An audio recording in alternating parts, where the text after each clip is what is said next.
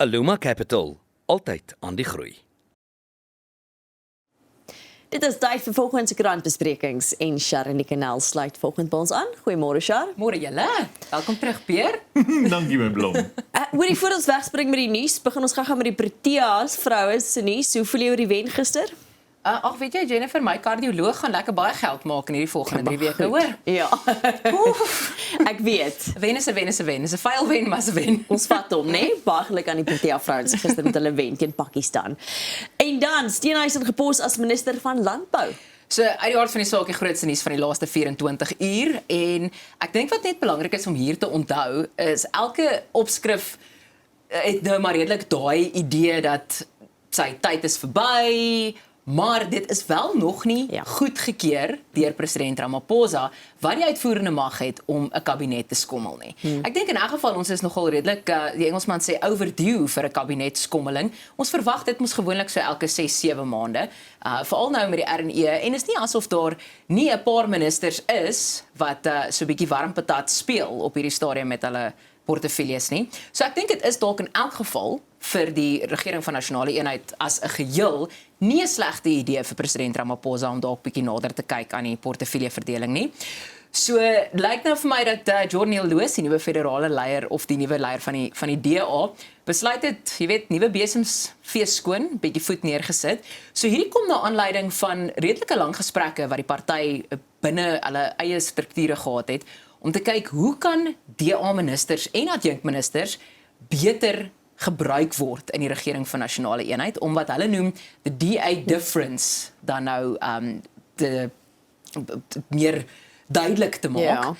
So die grootste een, minister, wel voormalige minister tot ons nou hoor presies wat aangaan, John Steenhuisen wat verwyder word as minister van landbou.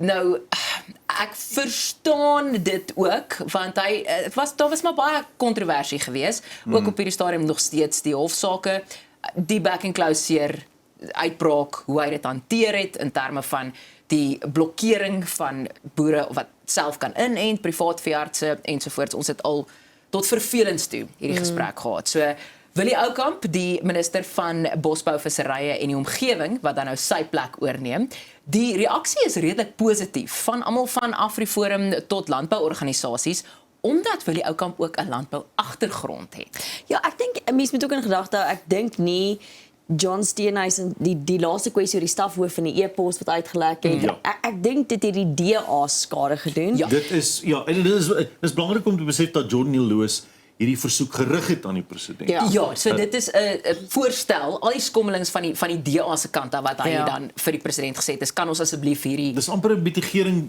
van die skade wat op hierdie stadium... Want ek gaan nou maar eerlik wees, John Steenhuisen het meer skade in die DA berokken deur wat hy gedoen het as minister van landbou, as wat enigiemand anders sou kon.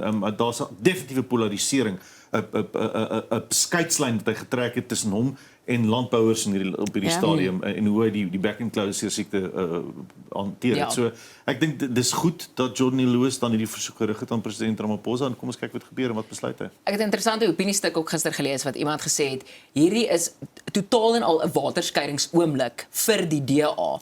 En dan dink ons nie eers nou aan die munisipale verkiesings later in die jaar nie, want die DA is baie uitgesproke oor dat daar verantwoordbaarheid moet gedoen word vir mense in gesagsposisies. En hierdie sal ek vir Jordan Lewis gee, is hy het letterlik nou, he put his money where his mouth is, en gesê, nou goed, as ons sê, ons wil ander mense verantwoordelik hou, moet ons dieselfde in ons eie party doen. En een van twee goed kan gebeur, is, jy kan praat, maar ons wil praktiese optredes sien. So, hierdie kan baie goed uitwerk vir die DA, as daar daadwerklik 'n praktiese verskil gaan kom, in al hierdie portefeuilles, maar dan nou spesifiek landbou, of daar kan ook net gepraat word en dat ons nie 'n praktiese verskil gaan sien nie. So die DA is op 'n mespunt tans. Wie is van haar ander voorstelle? So op hierdie stadium wat Steenhuisen word dan nou nie net by die deur uitgeskop nie. Hy gaan dan nou volgens die versoek weer eens net van Jordan Lewis. Hy gaan dan nou skuif na 'n adjunk ministerpos toe. En daar is regtig so lank ene. So David Meyer, hy is die ADR vir onderwys in die Wes-Kaap. Hy word dan in Willie Oukamp se plek die minister van Bosbou, Visserye en die omgewing. En dan sien ek ook waar daar nog skuwe is. Alexandra Abrams, die huidige adjunkminister van Handel en Nywerheid, skuif dan nou adjunk elektrisiteit en energie toe om plek te maak vir Steenhuisen in die handel en nywerheid. Maar wat Jordan Lewis ook gesê het, is dat dis nie 'n geval dat hy vir Steenhuisen wil verwyder om half in detensie te plaas nie. Hy sê dat hy voel hy het baie om te bied in die handel en nywerheidsportefeulje. So nogal 'n hele klomp skuwe. Die adjunkminister van elektrisiteit en energie, Samantha Gray-Maree, sy word dan wel uit die uitvoerende gesag uitgehaal om dan nou plek te maak vir al die ander skuwe vir Alexandra wat dan nou daai kant toe gaan wat plek maak vir Steenhuisen. Ook Mimi Gondwe word vir adjunkminister van hoër onderwys word vervang deur Yusuf Kassim. En Selo Sietlo, adjunkminister van water en sanitasie, vervang deur die Gautengse wetgewerslid Jack Bloem. Ja, want ek dink Jack Bloem is ook in elk geval die langsdienende persoon in die wetgewer, as ek my nie mis het nie, ek praat onder korreksie. So ook 'n redelike groot profiel binne die party. Correct. So om hom nou in die uitvoerende gesag te sit, dink ek nie is 'n slegte skuif van die DA nie. Dan die DA, ons is toe nog nie klaar met hulle nie. Die DA se leiers is rasend omdat Helen Zille met March gesels het. So ons weet ook op hierdie stadium, die boonbehalwe nou hierdie skuwe, tans die grootste nuus wat ons op enige platform gaan kry is xenofobiese aanvalle, ons migrasiekrisis, duisende migrante wat of wil vlug of vrees vir hulle lewens. En dit is hoekom die Johannesburgse burgemeesterskandidaat Helen Zille nou nogal bietjie in die moeilikheid is, dik in die sop by senior DA-lede, omdat sy met die bestuur van, soos wat jy nou genoem het, March, wat 'n organisasie is wat hulle beywer vir teen migrasie basies. En hulle was ook nogal redelik al onderskoot geweest en sy het gesê sy vergader met mense al stem sy nie met hulle saam nie. En weer eens, duiwels advokaat, ek sal daarmee saamstem, maar hulle sê dat sy geen toestemming gevra het by enige senior DA-lede nie. Sy sê sy het vir Jordan Lewis gesê sy gaan met hulle praat en toe iemand vra of sy toestemming gevra het, het sy net blaatant uit die vuis het gesê ek vra nie toestemming nie. En ek dink waar daar so 'n bietjie konflik kom is uit die aard van die saak is dat minister Leon Schreiber wat 'n DA-minister is van binnelandse sake besig is om baie hard te werk in sy departement om hierdie krisis te probeer ontlont en hy was glad nie bewus van hierdie vergadering nie. So blykbaar die inhoud van die vergadering was 'n baie oop gesprek geweest waar sy gesê het sy is bekommerd dat hulle xenofobiese aanvalle dan nou aanvuur eintlik. Ja. En hulle sê dit is nie die geval nie, want ek dink almal se grootste vrees en sy het dit ook wel tereg gesê. Ek was in matriek geweest toe die massiewe xenofobiese aanvalle uitgebreek het in 2008 en ek dink almal onthou dit en is bang dat dit nou dieselfde paadjie gaan loop.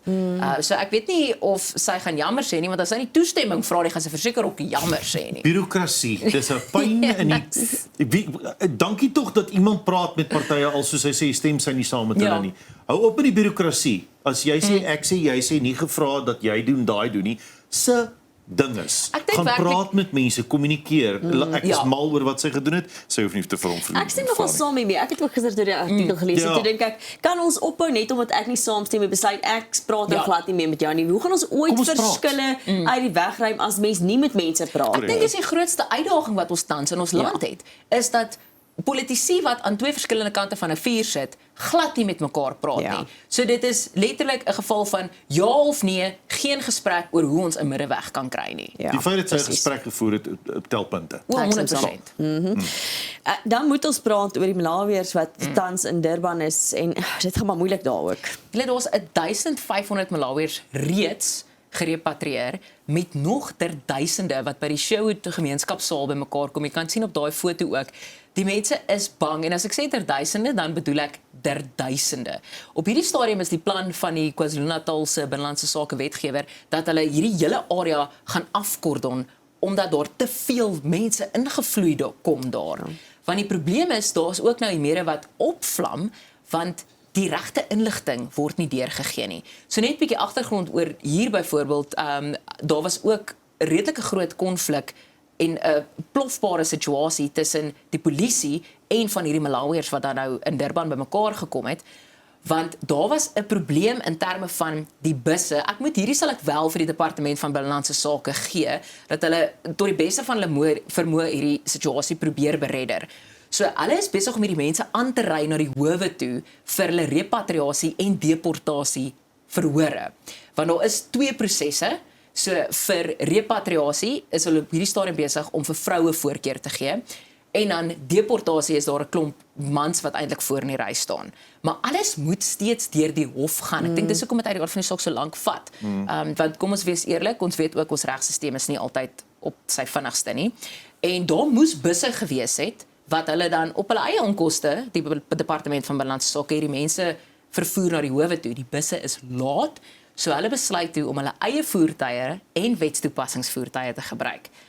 Die mense wat daar is, het toe nou gedink hierdie mans word gearresteer en toe begin daar klippe gegooi word en stokke gegooi word. So nie een van die 2 is reg in hierdie situasie nie, want jy moet seker beter kommunikeer, maar as jy sit met duisende mense op jou perseel, is daar ook net soveel wat jy kan doen. Ja, ek dink dit is gepaard gaande saam met vrees wat stedelik in die lug hang ook daarmee, is nog 'n probleem. Char, 13 miljard se fout met Ekurhuleni se kragtariewe. Kyk, as jy Ekurhuleni noem en jy noem kragtariewe, is ek niks verbaas my ooit nie. Ek voel net, weet jy wat, baie keer dan vra jy mos nou jy soek jou iemand se papiere om te kyk wat hulle kwalifikasie is. Ek soek almal in NERSA sinne. Kan hulle somme doen? Dis die vraag. Regtig, die wiskunde by NERSA is nie van die hoogste gehalte op hierdie stadium nie, en ek sal dit sê. So die Ekurhuleni Metro Raad, wat nou, luister net gou-gou hierdie is nou belaglik, dit is hoe ver agter ons is. Die aansoek vir die kragtariewe vir 2024-25 is hulle nou mee besig. Okay. So kan ook nie 'n kalender lees nie. So hulle het blykbaar na bewering met 13 miljard sommetjie foute wat hulle gekry het, die tariewe gelaai, want kort sien jy dat NERSA hof toe gaan om te kyk of ons kragtariewe kan opstoot, en kort sien ons maar iemand het daar 'n minus of 'n plus nie reg gehad nie, en in hierdie geval is dit 13 miljard. So dis 'n groep nywerhaars wat dan nou hierdie teen staan.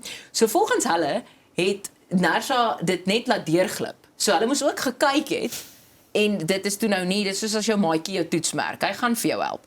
So dit is die 3de poging deur Ekurhuleni om te probeer kyk of hulle weer eens 24-25 se kragtariewe kan regryk. En dis ook deel van die huidige tariefaansoek vir 26-27. So boonbehalwe nou daai saak is hierdie groep ook nou nog besig om die nuwe aansoek te wat regtig double check.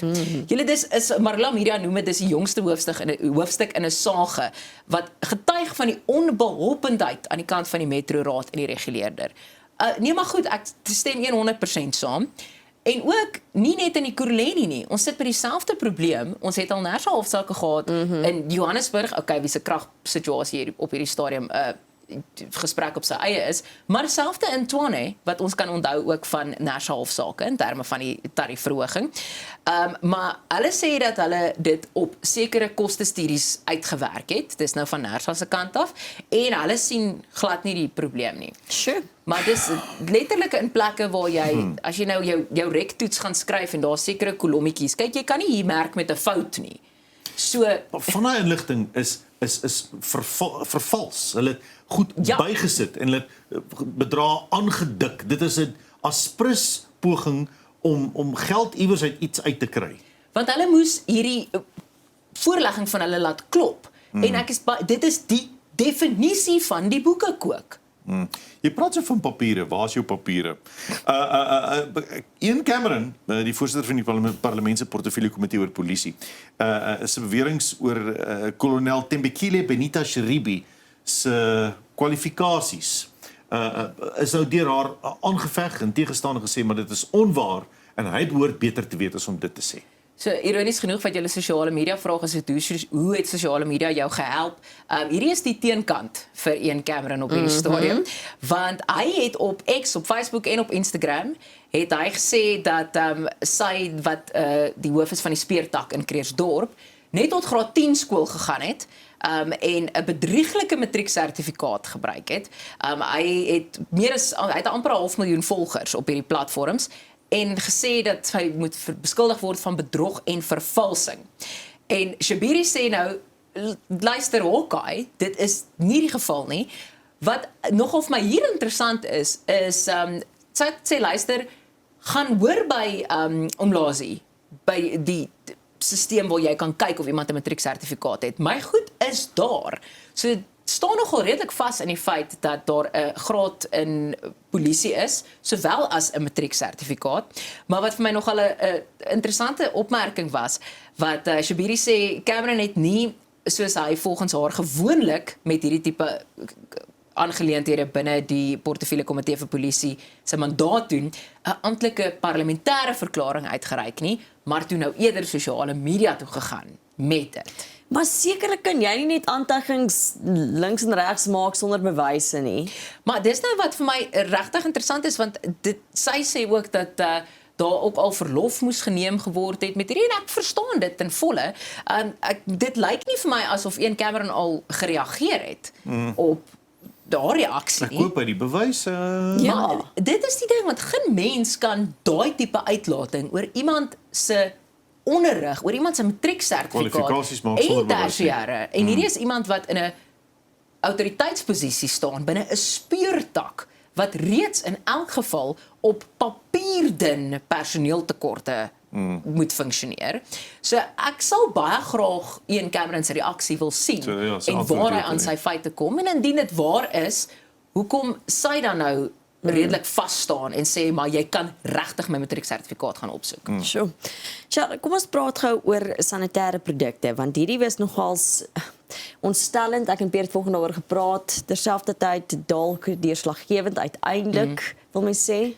Hierdie is 'n geveg wat reg oor die wêreld geveg word, selfs hier in Suid-Afrika ook. Ek weet julle het ook al hier gepraat oor, die Engelse noem dit period poverty. Ek dink dis die beskrywing wat dit die beste werk, is dat soveel, veral jong meisies, nie toegang het tot sanitêre produkte nie, as gevolg van die feit dat dit net doodeenvoudig te duur is. Ja. En Pakistan is een van die lande waar dit 'n daadwerklike probleem is. So baie goeie nuus is, hulle is op hierdie stadium in 'n proses waar dit lyk asof hulle minister van Finansies aangekondig het dat die belasting, wat hulle noem die period tax op hierdie produkte, geskraap gaan word. Dis wel een tree, dis nog nie 100% 'n oplossing nie, maar ek dink is 'n tree in die regte rigting, want ek het op my rug geval toe ek die statistiek gesien het oor hoeveel van die jong meisies in spesifiek dan nou Pakistan letterlik eintlik hierdie kan bekostig. Julle minder as die helfte